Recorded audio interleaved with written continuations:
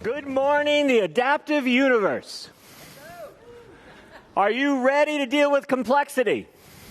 Yes. Well, you better be, because you're powering it. That's right. What you do powers complexity. I want to talk about the adaptive universe, how we're going to outmaneuver complexity. Right? We can't hide from linear simplifications anymore. So what are we going to do, and how are we going to make this work? It's an emerging field. There is technical foundations. They're a little different technical than you're used to. Right? It's about tangled layered networks, extensive and hidden interdependencies. The adaptive universe. You live in it. You power it. You can't hide behind simplifications anymore. Linearity won't work. Remember yesterday morning, healthcare.gov? It wasn't about the people. It was a strategy of decomposition. Break it into almost independent parts, assign them out, and somehow magically they'll all come back together to assemble a success. Except it doesn't work in a world where we have extensive and hidden interdependencies. This is the classic found graphic, right, of counterinsurgency operations that was circulating in the Defense Department. A spaghetti diagram. Right? Extensive and hidden interdependencies. You tempt others into the adaptive universe because of the capabilities you bring. And they really are great capabilities to do more, do it faster, and do it in more complex ways. You and they are trapped by the rules of the adaptive universe. There really are basic rules, and we're just starting to appreciate and understand them and how to put them to work for us. But the catch is, the adaptive universe doesn't work the way you think it does. So, a simple joke to explain this, right? A cartoon from Jen Sorensen, right? We all remember the days when past technology waves were supposed to lead to more leisure, more opportunities to pursue higher intellectual pursuits, right? Right? Or calypso music and highballs. Mad Men come back, right? Everything comes back around. Instead, what do we have? 24/7 productivity. We have to hide our cell phones, right? And while I'm talking, because I might get interrupted with something, right? Everything is faster paced. Well, let's illustrate this quickly. How about GPS? GPS navigation is fabulous. Unintended consequences of these great changes turn out to have offsets. There's a stuck truck. Ignore an actual sign. Ignore the sat-nav in England and engage brain. Why? Because the sat-nav doesn't know about small country lanes and English villages, and so the lorries continually get stuck. The adaptive universe poses a question to us. What's needed to be adaptive toward the future? When surprise happens, when challenges occur that aren't the ones you planned for? How can you be resilient in the face of these challenges and surprises?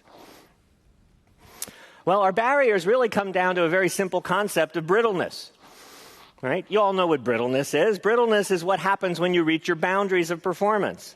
Not when you're far from the boundaries, not when situations are what you planned for and what you're capable of dealing with, then our optimality criterion apply.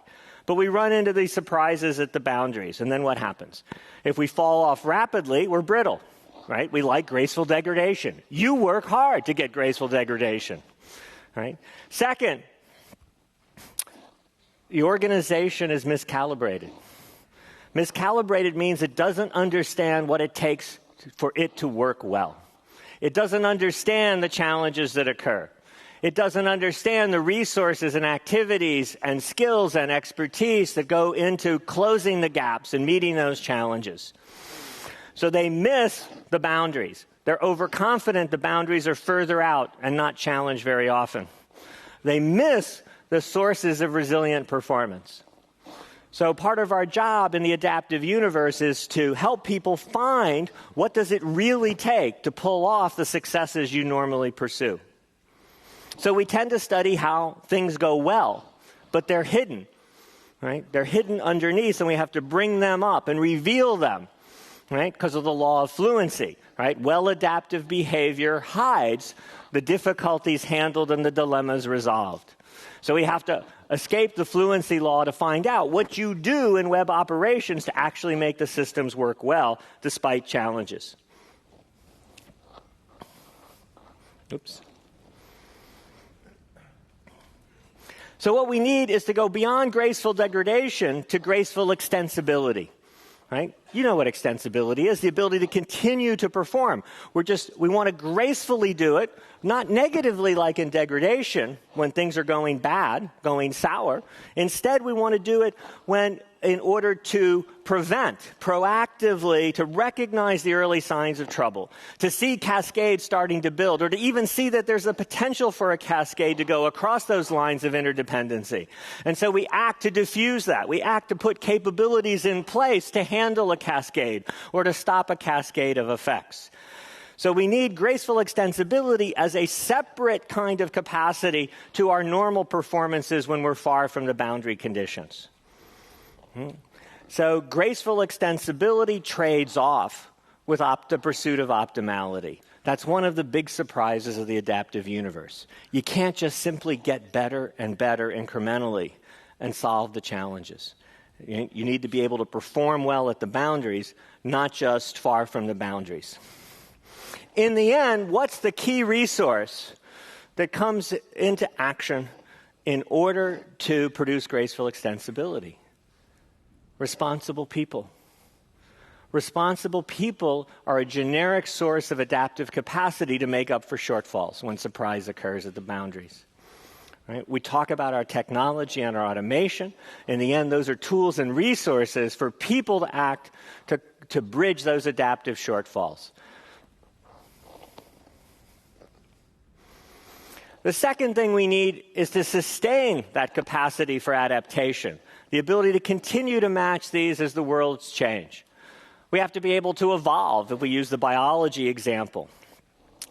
Right? We have to adapt to our environments as the stakeholders change, the demands change, the context change, the constraints change. And guess why they change?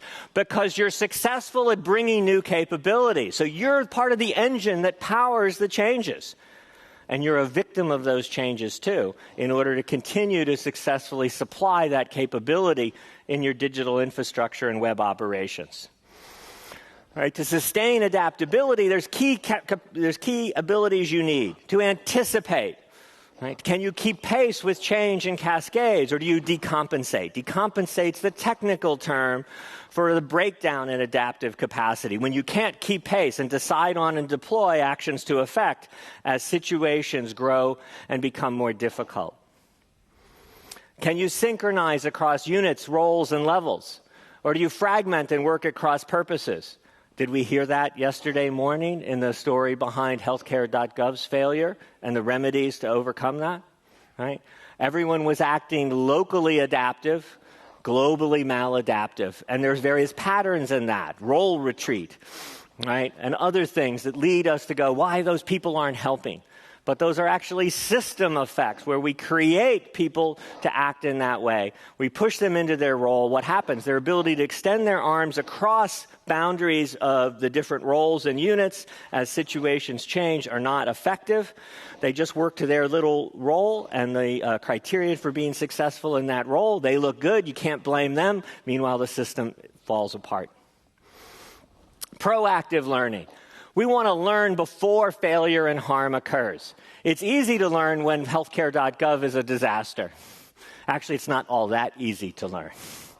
But the other side is healthcare.gov wasn't the first one, right? The signs were there all along, and yet we discounted them. And so we learn more about these discounting processes that lead us to ignore the leading indicators, right, and fail to change until some disaster forces it. And, of course, it's very difficult to change under those conditions. So you are both sides of the adaptive universe, the risk of breakdown, of sudden collapse at the boundaries. And so as we strike the world of digital infrastructure connectivity and what we'll call faster, better, cheaper pressure, you are part of fluorescence. You are part of adaptive networks that grow in new ways, that trigger change. right? I remember 25 years ago, Sun Microsystem was a hot ticket in Silicon Valley. And now Facebook, a company only 10 years old, sits in its headquarters. Right? You have had a process of change and fluorescence throughout this industry. Most of what you do didn't happen only a short time ago in the sharing economy. Right? Watch that again. So we have a period of fluorescence, but fluorescence leads to stall. New technology and change hits a world of pressures and connectivity and relationships. Remember our spaghetti diagram. We get fluorescence, right, and we get stalls. Usually I study stalls like healthcare.gov. I study disasters. What I want to study more of and understand the principles of are fluorescence. When does an activity in one part of the network trigger others to adapt in new ways, to grow and take on new challenges and achieve new levels of performance? So we study the contrast between these success cases of fluorescence and these disaster cases of stalls. Well, where did it start? Let's do a concrete one. NASA, 1999, had 3 failures in space exploration, right? My kind of failure, nobody died, right? Science suffered, right? But in an independent investigation like NASA likes to do, it basically boiled down to an increasingly brittle system, inadvertently getting more brittle over time under faster, better, cheaper pressure. The pressure to be more productive led them to inadvertently cut corners. Unlike healthcare.gov, right, when we do the aftermath, we go, the past is incredible. How could they have been so dumb? How could they have missed that this wasn't going to be a disaster?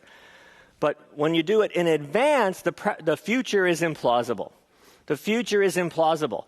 In 1999, running these missions, everyone was being rewarded for improving productivity, which we later realized were cutting corners, undermining sources of resilience, creating a more brittle system. Failure was due to a brittle system, not the breakdown of any single component, especially human beings. Faster, better, cheaper pressure. Unfortunately, and it's a fun story of bureaucratic rivalries, the program that began to start resilience engineering got sidetracked. It conflicted with the administrator's ego. And of course, NASA engineers complex systems well. That's what NASA does. So we had in 2003 the Columbia accident, and the same diagnosis as I got to advise the Columbia Accident Board on the lead up to the Columbia Space Shuttle disaster. What happened? They had a series of incidents about foam at launch coming off a booster and striking the space shuttle. And then what did they decide? The actual slide is there in the lower left, that it's no new risk and safe to continue to fly.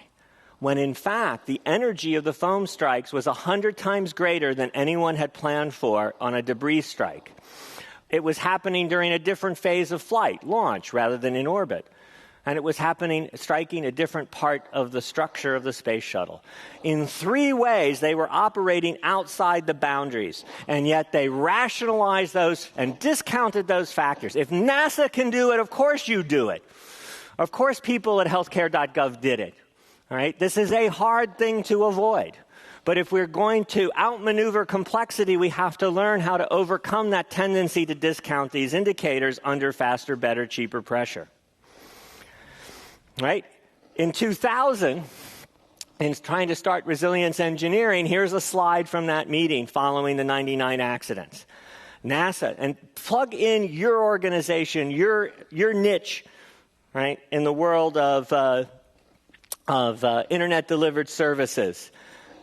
NASA's in a changing environment under new pressure for performance, new demands, new resource pressures, driving down costs, aggressive schedules, new partners and relationships, new roles, heightened interest of other stakeholders. How do we develop another dimension to regulate our performance? Navigating these seas of complexity. Faster, better, cheaper pressure is operating on us. You end up powering that faster, better, cheaper pressure too. Right? Because you give the illusion of capabilities that allow, and as if we could escape the basic rules of the adaptive universe. But you can't hide behind the linear simplifications when we have a highly interconnected world. A volcano, a highly interconnected world. A volcano in Iceland. It's been in the news again. It was in the news a couple years ago. What happened? Right? It started to spread an ash cloud over Europe, and the traffic started to flee. The volcano continued. The traffic continued to flee. See that last plane in the middle of France? I was on it, trying to escape. I got the last plane out of Dodge. Luckily, I was consulting for Air France at the time. Right? What does this all illustrate? It illustrates the law of stretched systems, one of the basic rules of the adaptive universe. I don't have time to go through lots of them, but to illustrate there are basic rules. Right? You make an improvement, it's seen as a resource to be exploited by other parts of that tangled network. Let's illustrate it with a story from someone in your world. A Silicon Valley manager, all right, upon hearing me talk about the law of stretched systems, told me this story.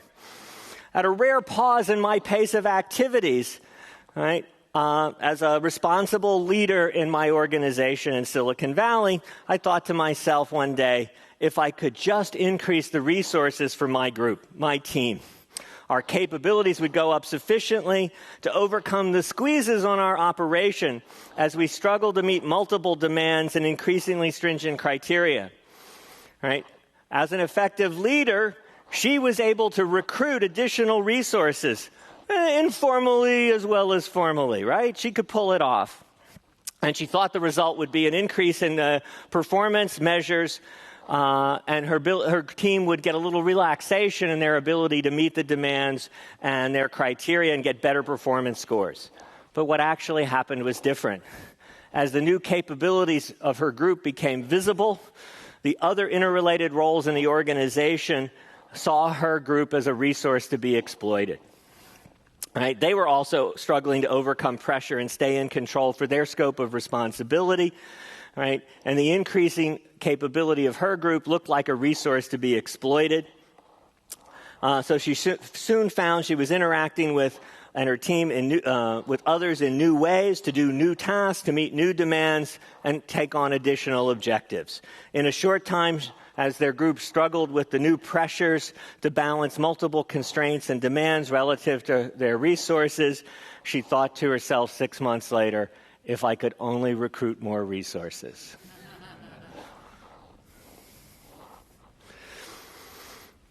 Well, you don't just live in the adaptive universe, you really live in a strange part of the adaptive universe. You are a strange loop. Well, the heart's a strange loop too. The heart is there to send oxygen to vital organs. What's one of the vital organs? The heart, which is just fine, right? What do?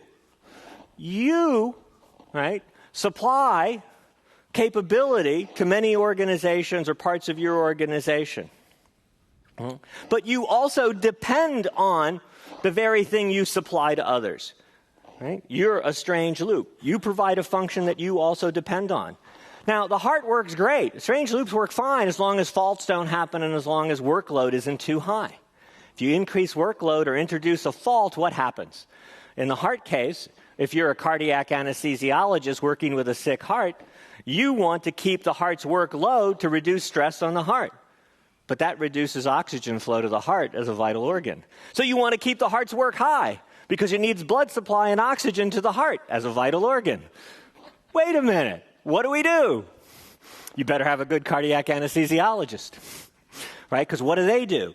They have to dynamically find the balance.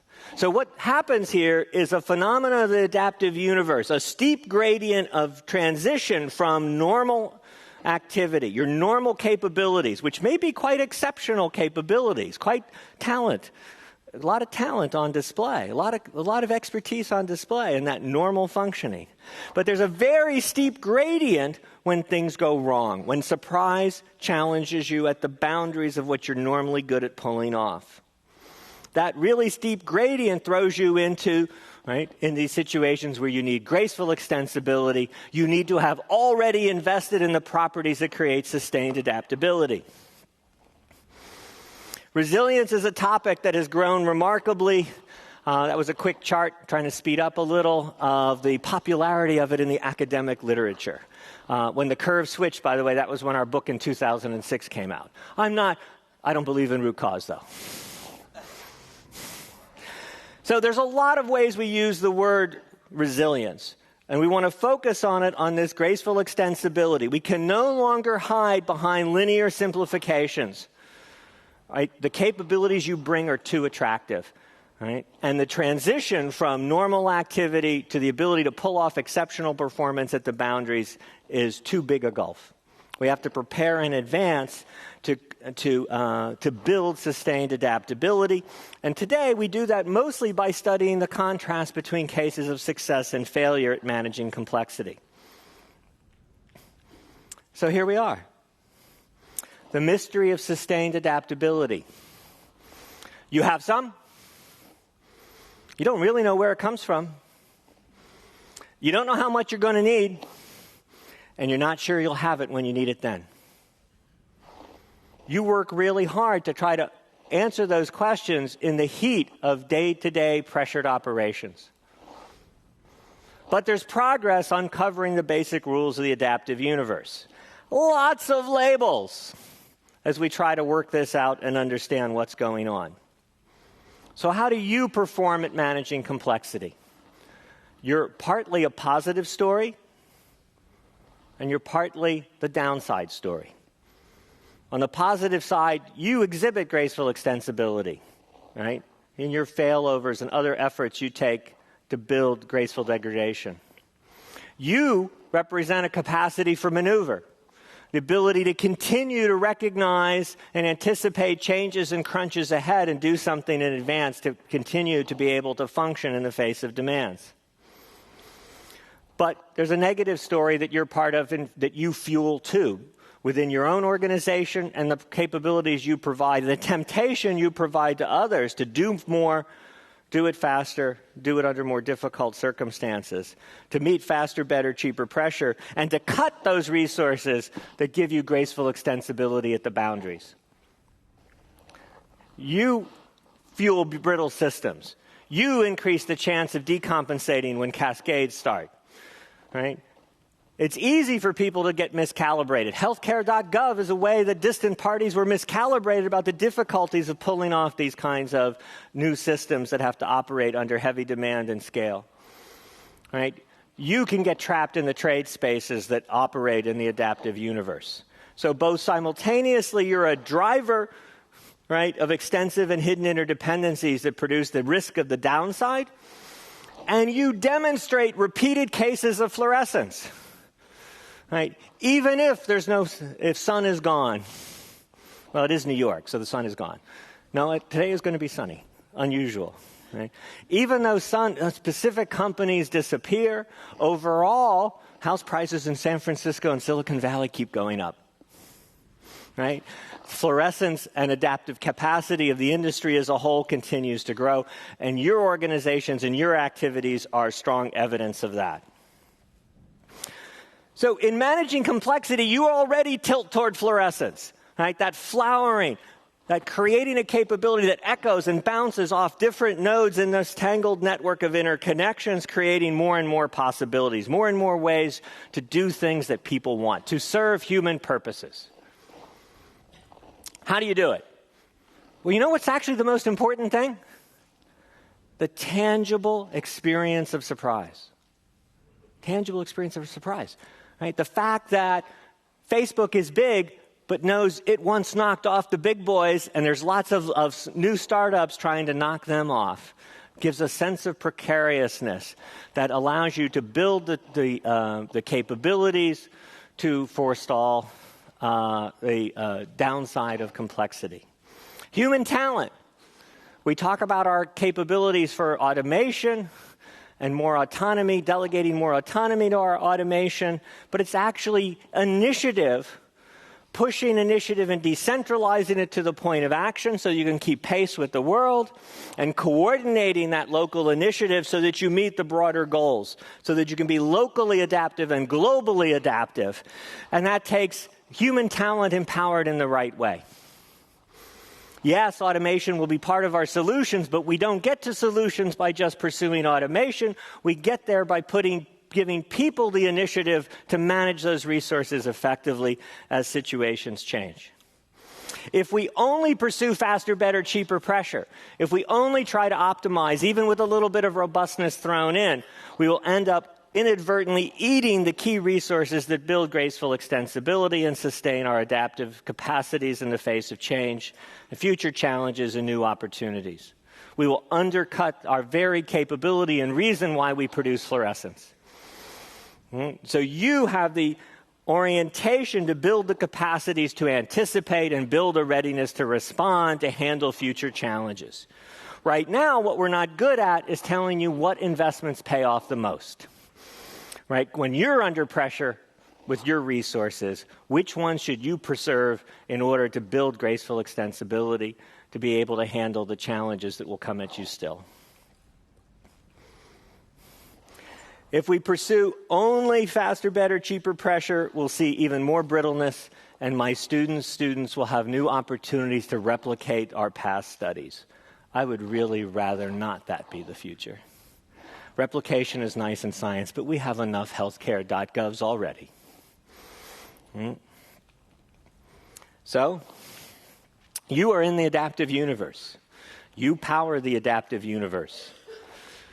We can no longer hide behind linear simplifications like decomposition strategies. You are subject to its rules now. So, you want to step out and help solve it? You want to help us understand the mysteries? To know what generates and undermines these capabilities? Right? To help us know how much is needed when so we can build the right resources and sources of resilience? Right? Can you help us generate and sustain the capacities to maneuver in the face of the potential for surprise? In which case, I'd love to talk with you. Thank you very much.